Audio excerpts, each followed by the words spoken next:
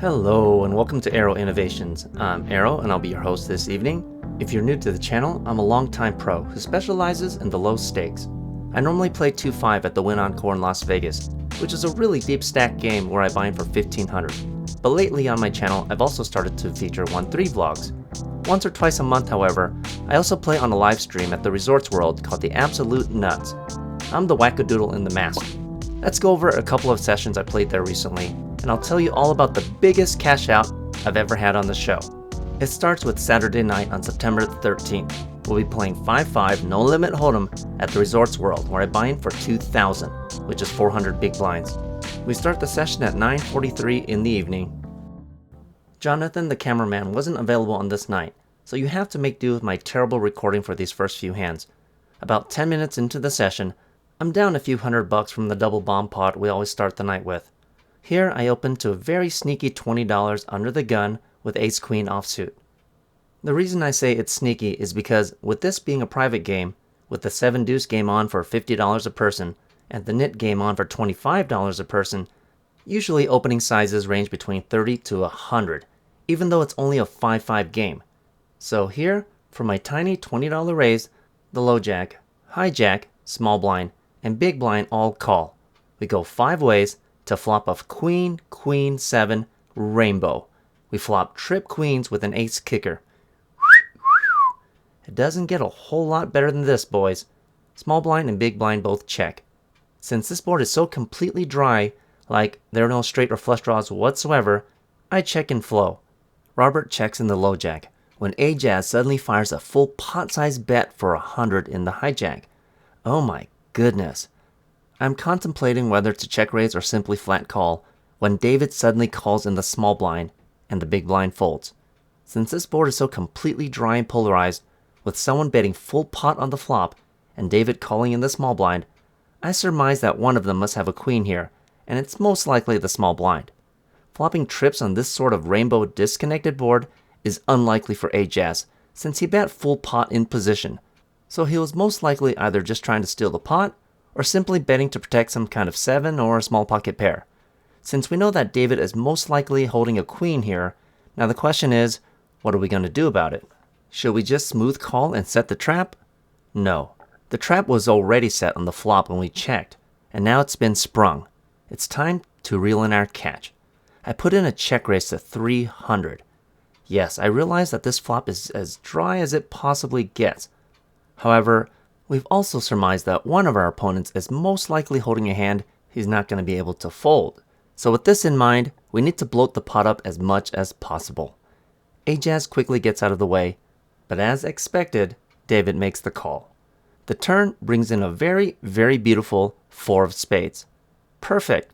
It's extremely unlikely for our opponent to be playing an unreasonable hand like queen 7 or queen 4 here, so this 4 is just perfect. David checks for a second time. The pot has bloated up to $800, and I'm sitting here with roughly 1100 behind.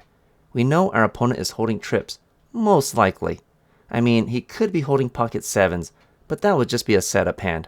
Assuming he's not holding pocket 7s, the vast majority of players have a very hard time getting away from trips.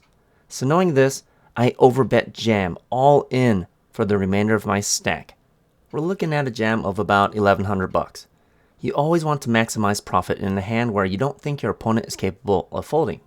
David makes a pretty quick dejected call with queen 9, and we decide to run it twice. The first board runs out with a 10 of hearts, and the second board runs out with a 3 of spades. We scoop this amazing pot to start the session, and also get rid of our knit button.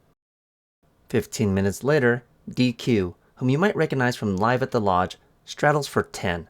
Now, if you've ever seen DQ play, then you already know he's a super high action player.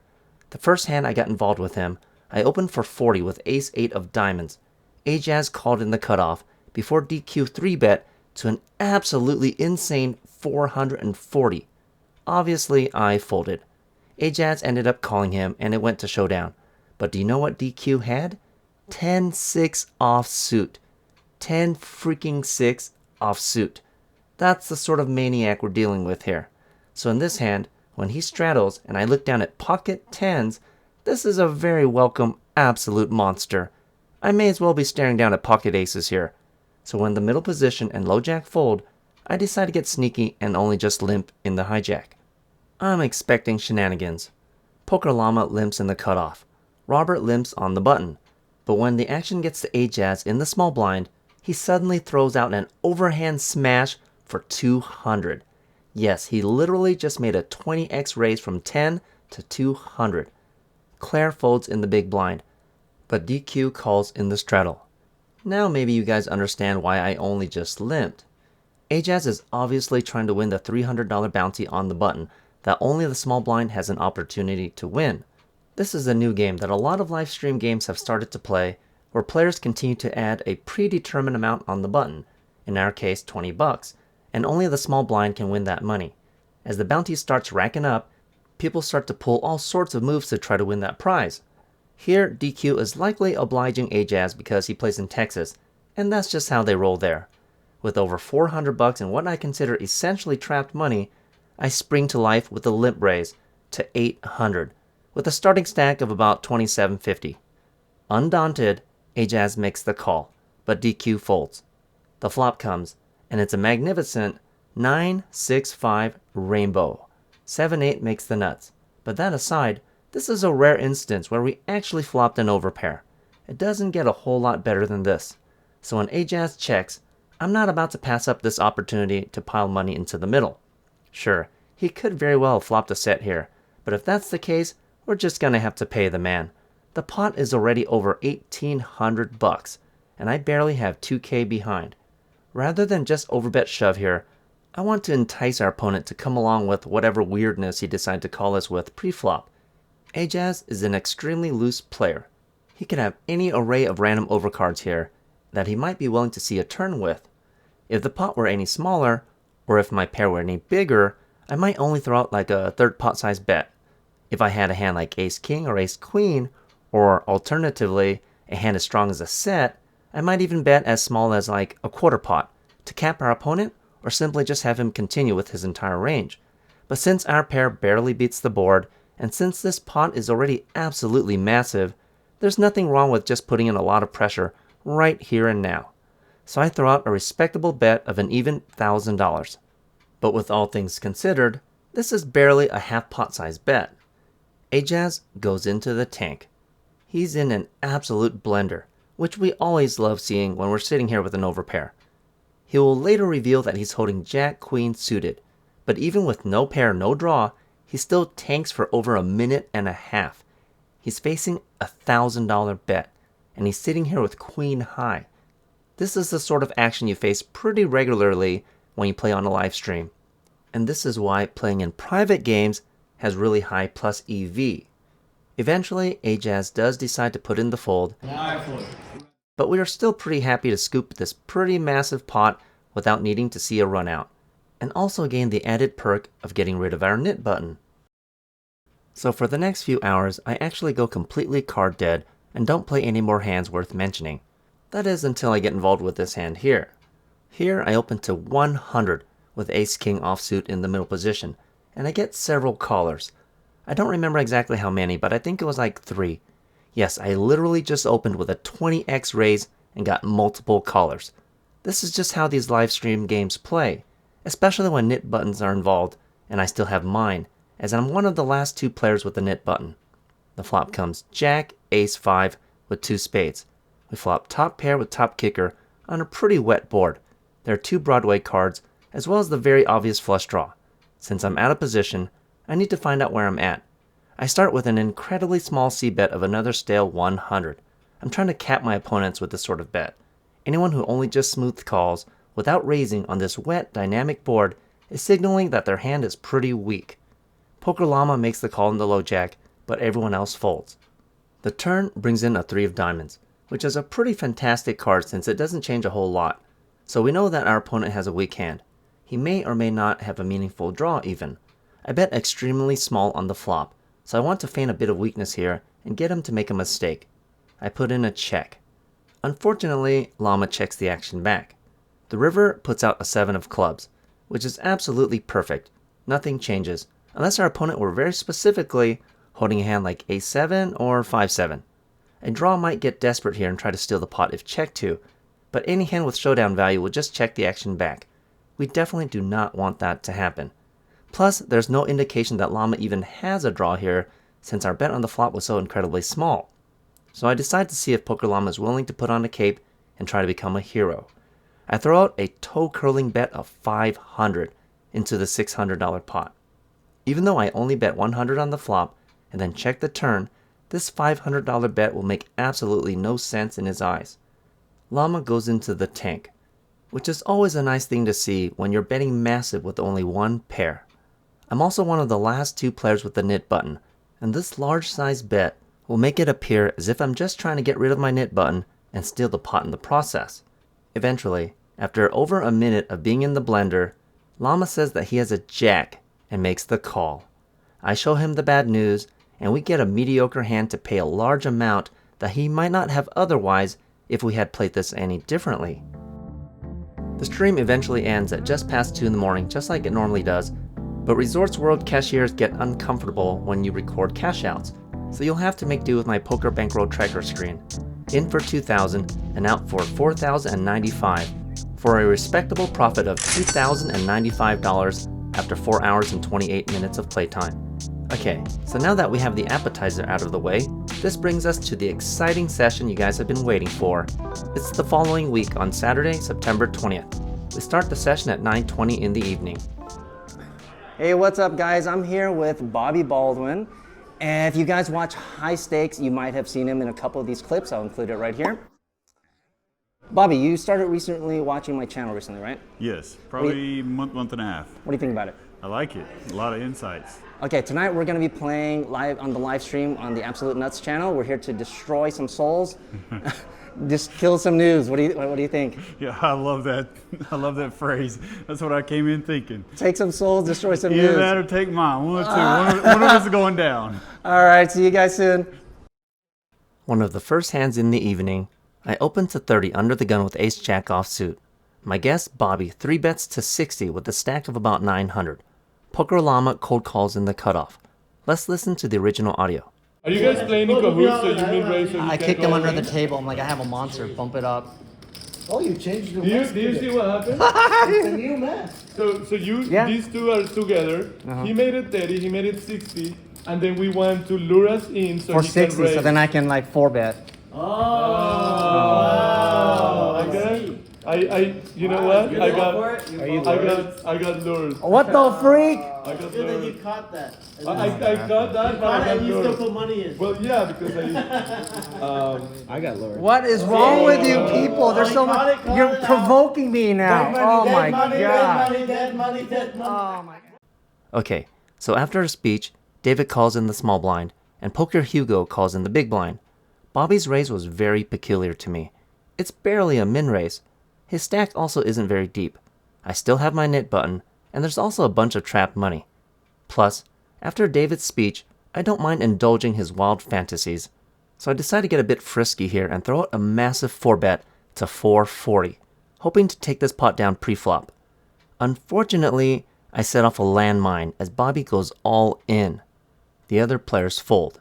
It's only another 460 to me to potentially win a pot of 1980, which is only about 23% of the pot that I need to put in. As long as Bobby has pocket kings and below, I'll have at least 30% equity with 1 overcard, so I'm pot committed to make this call. Bobby turns over pocket jacks, so unfortunately I don't have 2 overs, but I still had the right equity to make the call, and we decide to run it twice. The flop comes 10, 3, king, with the heart and 2 spades. I'm sitting here chanting for a queen. And lo and behold, a magnificent queen shows up on the turn. I turn the nut straight. The river brings in an insignificant deuce of spades, so we win this first round and get rid of our nit button. So now we're sitting here free rolling and hoping for an ace on the second board to scoop. Unfortunately, the 6 deuce king flop does not comply. The jack of spades on the turn seals our fate, and the 8 of hearts on the river makes no difference. We lose this second board to chop up the pot. About 15 minutes later, under the gun and +1 fold. A-Jazz opens for 50 in the middle position. Jacob calls in the low jack. David calls in the high jack. Hugo folds in the cutoff. I look down at ace-10 of clubs on the button, which is a gorgeous hand to stare down at. Some players might opt to 3-bet here with such a hand, but Ajax is a very loose player. I don't want to bloat up this pot against a loose player who's likely to call me down with any pair whatsoever. Plus, it's not like he's shown any weakness with his opening raise. It would really suck to 3-bet here only to get jammed on. I have the button, I have a great starting hand, so I just make the call. Bobby folds in the small blind. Jonathan makes a verbal announcement about trying to get rid of his knit button before 3-betting to 250 with a starting stack of about 1700. Ajax and Jacob both call, but David folds. We're getting a great price, we have a great hand, and we also have the button, so this is just a no-brainer call. The flop comes 10, 4, 9 with a spade and 2 clubs. We flop top pair with top kicker as well as the nut flush draw. It doesn't get a whole lot better than this. We're almost exactly 50-50 with pocket kings and below, holding between 13 to 14 outs depending upon if our opponent is holding a club or not. Jonathan throws out a strong c-bet of 600 into the pot of 1050. Ajax and Jacob both quickly fold, but I'm never going anywhere with a hand this strong. I announce all in, and listen to what Jonathan says before he makes the call. Yeah. We always love hearing that. We both table our hands, and I'm stoked to see Jonathan isn't even holding a pair. He made a move with Jack Queen of Hearts, but he does have 10 outs to improve with his hand, which is actually a pretty significant number of outs. Jonathan only ever runs it once, so let's go to the original audio to hear the table rooting against me. Wait, what do you need? Red, king. King of red. Okay, so we go to a turn, and it brings in an incredibly disastrous King of Diamonds, giving Jonathan the nut straight. We can't even improve to 2 pairs or trips anymore. We're down to only 9 outs. So we go to a river, and lo and behold, it's a freaking 3 of clubs. We river the nut flush. Oh heck yeah! What a roller coaster of a hand. Jonathan turns the best card in the whole deck, but justice prevails in the end. We scoop this nearly $4,000 pot. 10 minutes later, I limp in the +1 with 7 deuce of diamonds. Keep in mind that the 7 deuce game is on for $50 a person. On a 9-handed table, that's a bounty of $400 if you can win with 7 deuce. However, I've lost so much money trying to win this game that I've learned to get a little bit sneakier with it. Instead of just going bet, bet, bet, especially in early position, I've found more creative ways to try to win. So here, Bobby raises the action up to 30 in the middle position. Jonathan calls in the low jack, Robert calls in the hijack, and Poker Llama calls in the cutoff. Ajax calls on the button. Jacob calls in the small blind, and David calls in the big blind. Poker Hugo is the only person who folded pre-flop under the gun. Now the action is back to me. So this is normally the part where I would limp raise huge and try to take down the pot pre-flop, disguising my hand as if I had limped with a monster. But what have we learned about Bobby so far? In that first hand, where we had ace-jack versus his pocket jacks, we made the mistake of 4-betting his min-raise, thinking it was weak. We won't be making that mistake again. Also, with this many people in the pot, it's quite possible a player might get sticky with a pocket pair of some sort, which we might have trouble getting to fold post-flop since we have terrible position. So with all of this in mind, I decided to just smooth call. The flop comes ace, 3, 5 with 2 spades and a diamond. We flop a gut shot draw, and not a whole lot else. We do have hopes and prayers though. Thankfully, the action checks around. The turn brings in the miracle 4 of hearts. We turn a magnificent straight, but with this many people in the pot, it's not time to celebrate just yet. We're freaking 8-handed after all, and I see no reason why someone can't be holding 6-7 here for the nuts. So when the action checks to me, I lead with a very tentative bet of 100, fully prepared to fold if I get check raised massive. Surprisingly, Bobby calls, Jonathan calls, Robert calls, and even Ajax calls. With this many players who only just flat called on this super wet board, we can rest assured that no one has us beat at the moment. 6-7 would have raised, so as long as the river is safe, we can go for some juicy value. So the river comes, and it's a lovely Queen of Hearts. All the draws have bricked out. Okay, so now we want to go for some value, but we don't want to get too greedy since there's a very obvious 1 card straight on board. We chop with any other deuce. we want to target the various 2-pair combinations. If we were actually holding 6-7 here, we would smash this river, absolutely massive, most likely with like an overbet, targeting that deuce instead. So I shoot out a bet of 300 into the pot of 740. I wonder how many people would like a ride to Value Town. Bobby makes the call, Robert and Jonathan fold, and Ajaz also puts in the money as well. I table our hand, and Bobby turns over Ace-Queen for river top 2 pairs, and Ajaz turns over Queen-3 for also a river 2 pairs as well. On top of scooping this delicious pot, we win an extra $50 from every player. Why you keep inviting Aero? I just don't understand. 15 minutes later, I look down at pocket jacks on the button. Here, Ajaz opens for 40 in the middle position. Jacob calls in the low jack. David makes a very humorous but prophetic remark before calling in the hijack. How much you have, bro? Oh, you're going in. How much though? He was asking. You have 500? Okay, so let's wait for Aero. So then Hugo calls in the cutoff. We're facing a weaker than normal open raise from a player who's incredibly short stacked and several callers.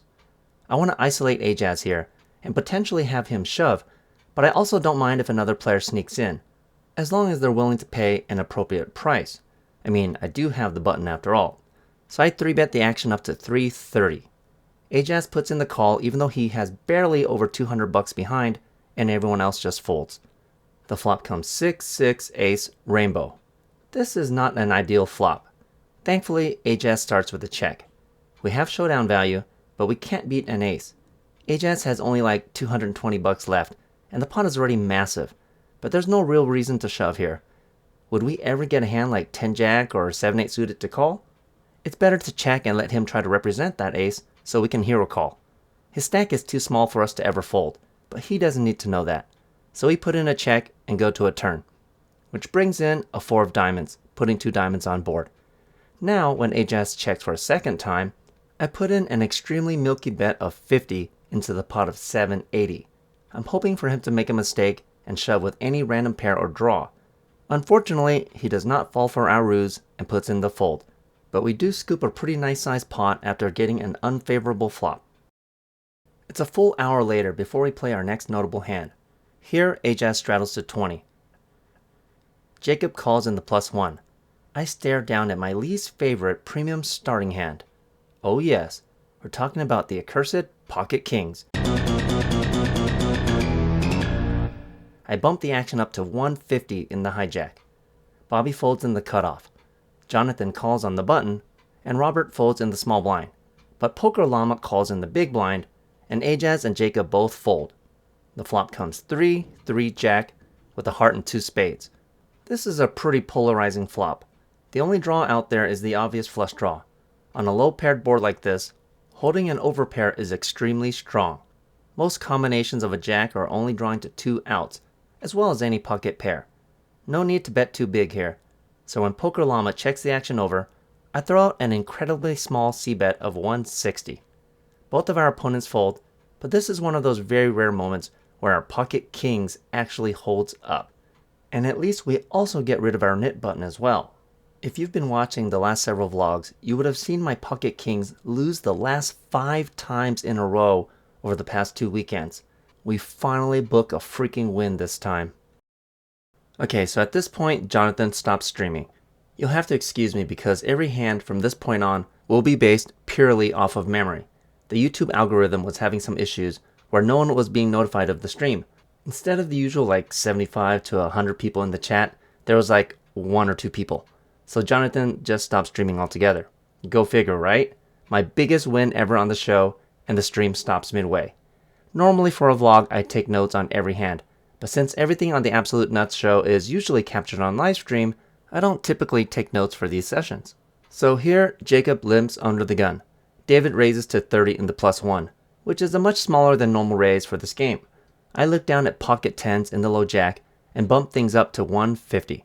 Everyone else folds, but Jacob cold calls under the gun and David calls as well. The flop comes 9-5 queen with 2 hearts. We can't beat the queen, but we can still beat the 9 as well as the straight and flush draws.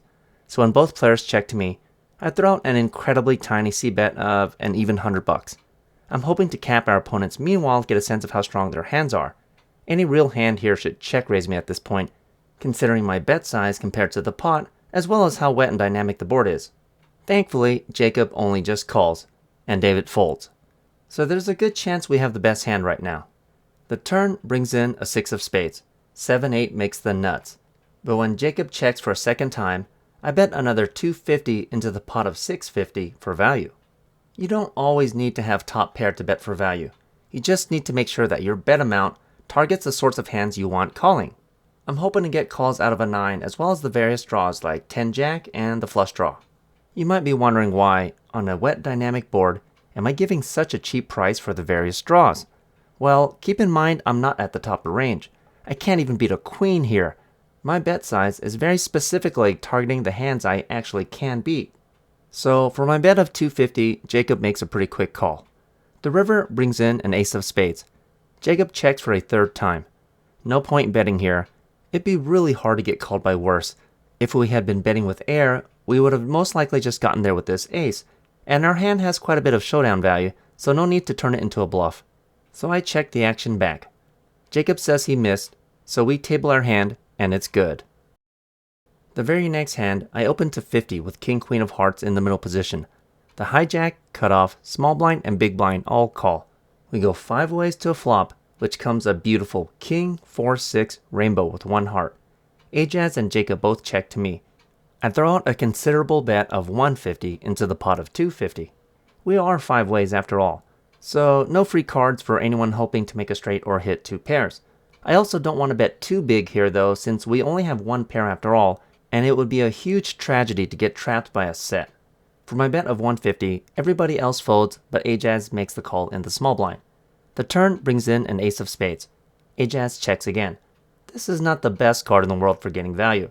If we had bet the flop with air, we would have gotten there with this ace, so we need to target his straight draws like 5-7 and 3-5, or his weak 1 pair hands. So I shoot out a bet of 200 into the pot of 550.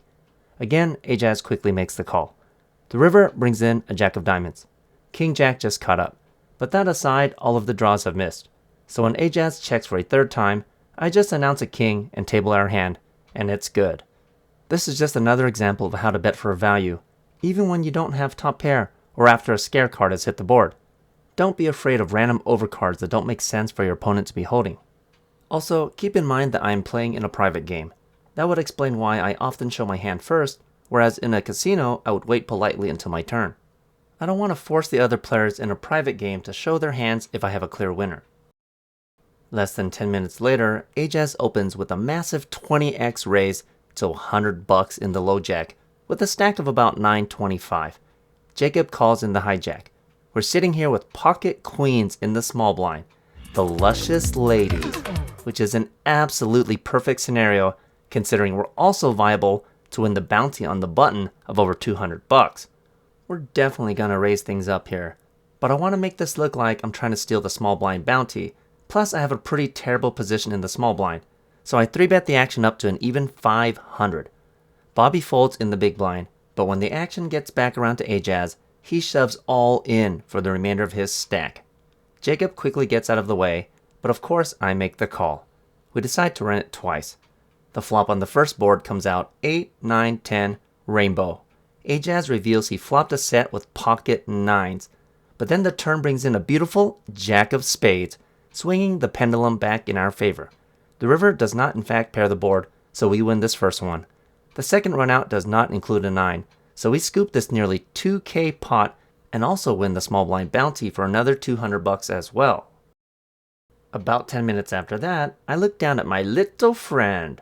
Pocket aces in the low jack. And yes, these hands are all coming in pretty quick succession. I guess this is what folks like to call a sun run? Unlike pocket kings, American Airlines rarely ever lets me down. So here, Jacob limps under the gun. By this time, I don't need to remind you guys how crazy Livestream games play. When the action folds around to me in the low jack, I bump the price of poker up to 150. Yes, I literally just threw out a 30x raise. Sometimes I get ridiculed for not raising big enough in my usual 2-5 no limit game at the Wynn. People watch the vlog and think my 3 or 4 bets are a bit too small. You guys need to realize something. Games play differently in every location. You can't watch my action from a different city or a different state and think that the action here in Vegas plays the same as your local casino.